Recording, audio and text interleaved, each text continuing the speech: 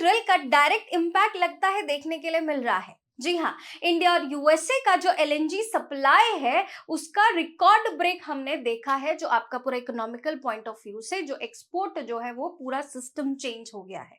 Hello everyone, this is Alka Mishra और आज की इस वीडियो में हम देखेंगे कि हाल ही में जो न्यूज आई कि जो आपका इंडिया का एलएनजी इंपोर्ट है फ्रॉम द यूएसए, उसने अपने पिछले लगभग बहुत सालों का जो रिकॉर्ड तोड़ा है। 71% तक का इंक्रीज देखने के लिए जो मिला है उसके बारे में बात करेंगे। और साथ ही में कुछ दिन पहले जब आपके ट्रंप से मिलने नरेंद्र मोदी गए थे, उसी के जस्ट बाद कतर के जो किंग थे वो भागते भागते भारत आए, उसका क्या इंपैक्ट है इन सारी सिनेरियो में, उन दोनों चीज को जोड़ते हम ये भी आपको इस न्यूज के थ्रू दिखाएंगे कि किस तरीके से आपको अलग अलग करंट अफेयर्स लिंक करके पढ़ने हैं। So yes, basically this is the news. तो सबसे पहले हम ये देखते हैं कि उसी इस न्यूज के कुछ दिन पहले की बात है कि इंडिया और कतर की एक बायलैटरल मीटिंग हुई। इनफैक्ट हमारे जो प्रधानमंत्री अपना प्रोटोकॉल ब्रेक करते हुए एयरपोर्ट पे लेने गए इनको। क्यों?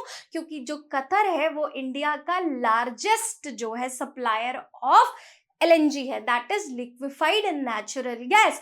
और अब यूएसए के साथ जब मीटिंग हुई तो अब यूएसए के साथ रिकॉर्ड ब्रेक हो गया। अब इसी के बाद पहले जिस चीज का कतर को डर था कि भाई साहब एलएनजी कहीं हम यूएसए से ना परचेज करने लग जाएं, कहीं हमारा कॉम्पिटिटिव मार्केट इतना बड़ा ना खड़ा हो जाए। क्यों? क्योंकि अच्छी खासी इकोनॉमी इंडिया की वजह से जो कतर की चल रही है और ये लोग ज्यादातर गैसेस पे ही आपका डिपेंड करते हैं। तो इसीलिए उस मीटिंग के तुरंत बाद जिस डर से वो आए थे वो डर कहीं ना कहीं सच होता दिख रहा है। हालांकि इस मीटिंग में ये बात की गई कि भाई साहब हम 2000 जो है 30 तक अपने बायलैटरल ट्रेड को $30 बिलियन तक बढ़ाएंगे। हालांकि ट्रेड ही मेजरली एलएनजी का हो रहा है, तो ये उसी के बारे में इनडायरेक्टली बात की गई थी। ये देखेंगे आपकी प्रोटोकॉल ब्रेक करते हुए इनको लेने हमारे प्रधानमंत्री पहुंचे थे।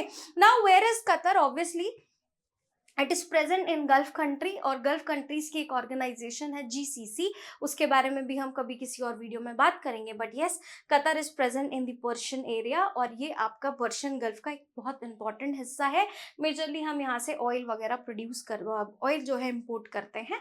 But yes, Qatar is very important, उसकी लोकेशन अपने आप में इसको बहुत ज़्यादा इंपॉर्टेंट बनाती है। नाउ अगर हम ट्रेड की बात करें कतर के साथ, तो कतर जो है इंडिया का लार्जेस्ट सप्लायर ऑफ एलएनजी है, जो कि हमने बात की थी 23-24 में, और ये डेटा ही बदलते हुए दिख रहा है, जो कि कतर के लिए एक मेजर कंसर्न आपका बनता जा रहा है। कतर के साथ हम रिलेशनशिप थोड़े ज्यादा खराब भी नहीं होने दे सकते। क्यों? क्योंकि उसका सीधा इम्पैक्ट पड़ेगा हमारी डायस्पोरा, यानी कि हमारे लोग जो कतर में रह रहे हैं, जो कि हम आगे डिस्कस करेंगे। लेकिन अभी ये बात की गई कि हम नए अग्रीमेंट्स क्लियर करेंगे, इंपोर्ट एक्सपोर्ट पे बात करेंगे, एलएनजी और अपनी शिप बिल्डिंग टेक्नोलॉजी पर बात करेंगे। इनफैक्ट हाल ही की मीटिंग में इन लोगों ने बोला कि हम आर्टिफिशियल इंटेलिजेंस पे भी बात करेंगे, सुपर कंप्यूटर्स पे बात करेंगे, टेक्नोलॉजी इन शॉर्ट, जो हमने पहले भी बात की थी कि मिडिल ईस्ट को ये समझ आता जा रहा है कि ये जो रिसोर्सेज है आने वाले 20, 30, 40 साल बाद खत्म होने वाले हैं। अगर हमने अपना फोकस शिफ्ट नहीं किया तो हमारा वजूद कुछ ज्यादा खास रहेगा नहीं। इसीलिए लॉन्ग टर्म एलएनजी सप्लाई की डील हुई है 2028 से लेके 2048 तक, ताकि दोनों के एनर्जी सेक्टर को या उनका काम, वहां उनका उल्लू भी सीधा हो जाए, हमारा भी काम हो जाए। इस पॉइंट ऑफ व्यू से ये जो ट्रेड आपका हाल ही में साइन किया गया। साथ ही साथ मैंने बात की एआई, ग्रीन हाइड्रोजन और सोलर पावर वगैरह की बात भी की गई थी। बट मेजर आपको ये देखने के लिए मिलेगा कि जो कतर है वो लार्जेस्ट सप्लायर है। साथ ही साथ इनके साथ हमने 2028 से 48 तक एलएनजी के ट्रेड को करने की बात की है। So basically what is this LNG? LNG एक लिक्विफाइड नेचुरल कंप्रेस्ड गैस है, जिसका इस्तेमाल जो है हम ज्यादातर अपने पावर जनरेशन, इलेक्ट्रिसिटी जनरेशन के लिए करते हैं, ट्रांसपोर्टेशन में करते हैं, पावर प्लांट्स में इसका इस्तेमाल होता है। और इसीलिए इस्तेमाल होता है क्यों? क्योंकि ये बाकी गैसेस के कंपैरिजन में क्लीन एनर्जी है। क्लीन एनर्जी बोले तो दैट मीन्स कि कार्बन एमिशन इसका बहुत ज्यादा नहीं होता है, कार्बन एमिशन कम होता है। इंडिया के कार्बन एमिशन को गोल को फिलफिल करने के लिए एलएनजी बहुत ज्यादा इंपॉर्टेंट गैस हो जाती है। Plus science and tech point of view से ये इंपॉर्टेंट है। अब एलएनजी न्यूज में है, पिछले कुछ वक्त से एलपीजी न्यूज में है, तो जाहिर सी बात है आईआर के पॉइंट ऑफ व्यू से तो इंपॉर्टेंट है ही है, लेकिन ये साइंस एंड टेक्नोलॉजी के पॉइंट ऑफ व्यू से भी बहुत ज्यादा इंपॉर्टेंट है। तो yes, it is majorly comprise या फिर compress majorly primary of methane 90%। LNG क्या है? ओडोरलेस है, कलरलेस है, नॉन टॉक्सिक है एंड नॉन कोरोसिव है, यानी कि बहुत ज्यादा रस्टी नहीं है। अब यही कैरेक्टरिस्टिक्स आपसे पूछे जा सकते हैं, या फिर बोला जा सकता है कि LNG is basically colour odourless but ये कलरलेस नहीं होता है। अगर इस तरीके का स्टेटमेंट दे दिया, या फिर टॉक्सिक होता है, तो आपको ये पता होना चाहिए कि नहीं, ये सारे कैरेक्टरिस्टिक्स एलएनजी के नहीं है। तो इस तरीके के क्वेश्चन इसी पर्टिकुलर सेक्टर से, साइंस एंड टेक्नोलॉजी से भी पूछे जा सकते हैं। और इस तरीके से आप देखेंगे पूरा एलएनजी का जो सप्लाई है हम देखने के लिए तो वाया शिप्स देखते हैं। दैट्स वाई जो सी रूट होता है वो भी बहुत ज्यादा इंपॉर्टेंट हो जाता है। तो हमने बोला गैस टैंक्स ऑब्वियसली इसमें इस्तेमाल होता है, सिलेंडर्स में इस्तेमाल होता है, लिक्विफाइड नेचुरल गैस का एलएनजी स्टेशंस हो गए, आपके पावर प्लांट्स में इस्तेमाल होता है। तो इन जगह आपका बेसिक इस्तेमाल हमने देखा। नाउ इंडियन कतर की बात करें तो हमने अभी टेक्नोलॉजी इनोवेशन पे, जो कि मैंने कहा बात की है, क्योंकि मिडिल ईस्ट को समझ आने लग गया है कि बहुत लंबे वक्त तक रिसोर्सेज पे खेला नहीं जा सकता। So yes, IoT internet of things पे बात, अभी ये हर कोई आईआई के साथ साथ आईओटी पे बात कर रहा है, that is internet of things. Internet of things का मतलब मोबाइल में बैठे बैठे मैं अपने घर के टेम्परेचर का एसी का जो टेम्परेचर है वो न्यूट्रल कर सकती हूँ या बैलेंस कर सकती हूँ। आप यही समझ लीजिए, this is kind of IoT technology, जो कि बड़ी बड़ी प्रोसेसिंग इंडस्ट्रीज और बड़ी बड़ी इंडस्ट्रीज में इसका इस्तेमाल आज के वक्त में हो रहा है। दैट्स वाई आईओटी, रोबोटिक्स और नेक्स्ट जनरेशन इंडस्ट्रियल ग्रोथ की बात हमने कतर से की है। साथ ही साथ वेब स्टार्टअप्स की भी बात की है। ऑब्वियसली हमने पिछले कुछ वक्त से देखा, ऑलमोस्ट एवरी कंट्री जिनके साथ हमने एग्रीमेंट साइन किया, सबने इंडियन स्टार्टअप्स को, उसमें भी स्पेसिफिकली एग्रीटेक और स्पेस के जो स्टार्टअप्स हैं उन पर बहुत ज्यादा फोकस किया गया है। तो जो भी इंडिविजुअल इस फील्ड में आगे काम कर रहे हैं, तो चांसेस है कि गवर्नमेंट और इंटरनेशनल एरिया से आपको सपोर्ट मिलेगा। और डिजिटल पेमेंट का ऑब्वियसली इंडिया मेक श्योर कर रहा है हमारा यूपीआई अच्छा खासा इस्तेमाल हो। अब ये भी बात हो रही है कि डॉलर को काउंटर करने की भी बात करी, इसलिए ब्रिक्स कंट्रीज ने मिलकर भी अपनी करेंसी निकाली।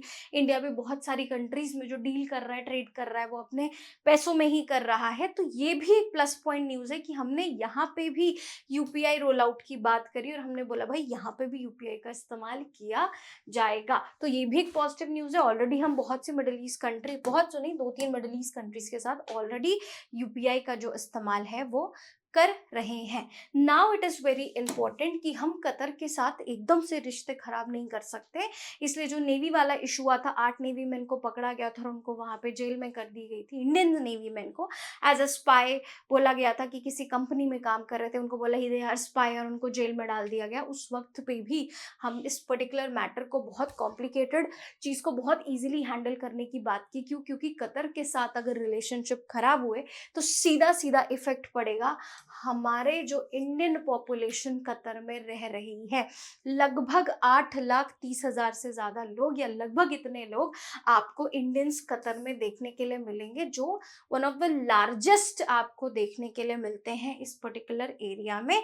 और ज्यादातर लेबर क्लास देखी गई है, उनको सीधा सीधा इफेक्ट पड़ता है। इसीलिए हम बहुत ज्यादा रिस्क नहीं लेते, और जब भी हमारी मीटिंग होती है मेजरली मिडिल ईस्ट कंट्रीज के साथ, हमारा पर्पस रहता है कि हम किस तरीके से अपने एजुकेशन, यूथ अफेयर, कल्चर को, पीपल टू पीपल कांटेक्ट को इंक्रीज करें, क्योंकि नंबर अच्छा खासा भारत का प्रेजेंट है इन पर्टिकुलर एरियाज में। सो आप एक ग्राफ भी देख सकते हैं कि पिछले कुछ वक्त से किस तरीके का जो पॉपुलेशन ग्रोथ, हालांकि 17 का डेटा है, ये डेटा आपको एडवांस में थोड़ा ग्रो ही करता हुआ दिखेगा, कम नहीं दिखेगा।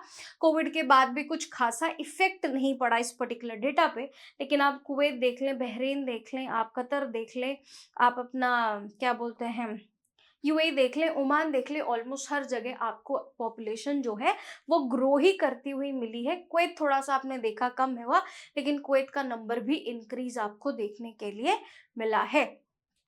तो ये सारा जो डेटा आपका करंट सिनेरियो में है, that's why middle east countries से या जो मेजरली कंट्रीज हैं, हम यहाँ पे ज़्यादा उनसे पंगा नहीं लेते, क्योंकि पंगा भी नहीं कह सकते, ज़्यादा रिलेशनशिप को खराब नहीं करते हैं। क्यों? क्योंकि डिपेंडेंसी से ज़्यादा हमारी बात ही हो जाती है पॉपुलेशन की। और पॉपुलेशन में बाय नेशनलिटी देखेंगे, उसमें भी आपको इंडियन सबसे ज़्यादा दिखेंगे, Bangladeshi, Nepali, Qataris and then Egyptians देखेंगे, वहाँ पे भी हमारा नंबर अच्छा खासा है। इसीलिए इजिप्ट भी चाहता है कि किसी भी तरीके सॉरी कतर भी चाहता है कि किसी भी तरीके के पंगे ना लिए जाएं। क्या आउटकम रहे इस मीटिंग के?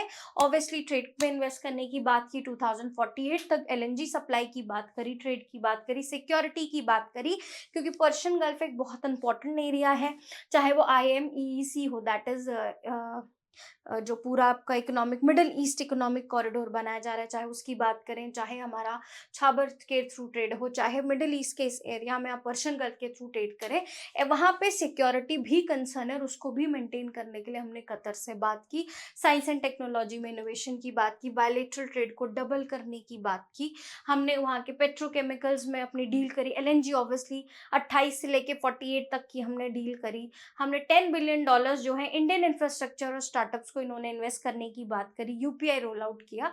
तो ये कुछ इंपॉर्टेंट कॉन्सेप्ट्स थे जो हमने कतर के साथ मीटिंग में बात करी। नाउ क्वेश्चन अराइजेस कि LNG की डिमांड इतनी बढ़ क्यों रही है? सबसे पहला कि क्लीन ऑल्टरनेटिव है, एक सस्ता और नॉट दैट सस्ता बट यस एक चीप कह सकते हैं as compare to other, but yes एक रीजनेबल, नॉट इवन चीप, एक रीजनेबल कॉस्ट है, प्लस एक क्लीन ऑल्टरनेटिव है। क्यों?